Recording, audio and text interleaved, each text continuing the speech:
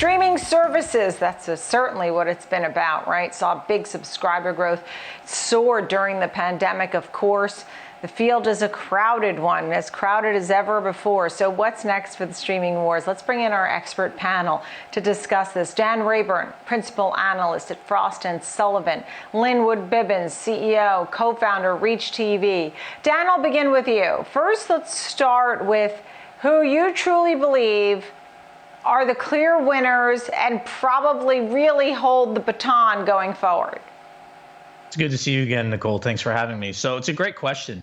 Your audience cares about numbers, so let's break a few down. Viacom CBS ended last year with 19.2 million subs across CBS All Access and Showtime. They also said that for Paramount Plus, they project 65 to 75 million subs by 2024, which is about $7 billion in revenue by that time. Discovery was on pace to have 12 million global subscribers by the end of February of this year. That's up from 5 million in December, and AMC expects to have 20 to 25 million subscribers by 2025. That's on top of Disney, which will have 200 million plus subscribers in a couple of years. So to answer your question, we're going to have a lot of winners in this space. There's a lot of options for consumers, which is great. That does create confusion and fragmentation in the market. But man, there's a lot of choices right now for video content. It is nice to have a lot of choices, but you certainly don't buy everything, right? I mean, I think people will have multiple streaming service platforms, Lynnwood, you tell me. They may not just have Disney, but how many is too many? And how do we look at the consumer behavior and really understand this pandemic and where the streaming services go from here?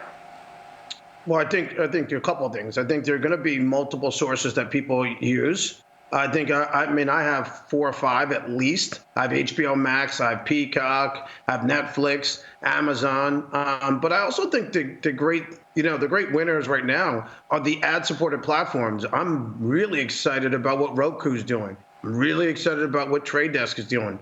What Roku did with the bringing in of the Quibi content and what they did with the Nielsen acquisition, I'm excited about where all these subscription models have left us a hole for where advertisers can reach people. And I think that's what Roku is capitalizing. I think you make a good point. I mean, there's so much going on here, and someone might have 3, 4, 5, 6, 7 streaming services at the same time. Dan, your company does so much research. And as the movie theaters reopen, I almost want to chuckle because I haven't really heard anybody say they're running to the movie theater at the moment. So tell me about the rise that we've seen in the streaming space and what it means for other things, right? Cable, regular old cable, or movie theaters. I mean, what's going to be the 1-2 punch here for the streaming space? Yeah, agreed. It's a good question. So last year, all the cable and satellite pay TV providers in the U.S. lost 5.6 million subs combined. At the same time, the live linear streaming services mostly lost subs. Hulu lost 100,000 live subscribers from 19 to 20.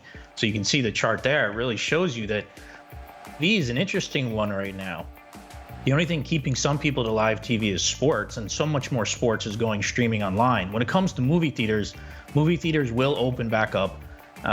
There's a lot of people like myself who want to go see the new James Bond movie on a large screen with that sound, the experience that it is. So the idea that movie theaters are dead because of the windowing that's taking place with someone like Paramount Plus bringing select streaming films 30 to 45 days to the platform after theaters, the windowing has changed. But the bottom line is that consumers don't have to pick just one option. For some movies, they're going to want to go to the theaters.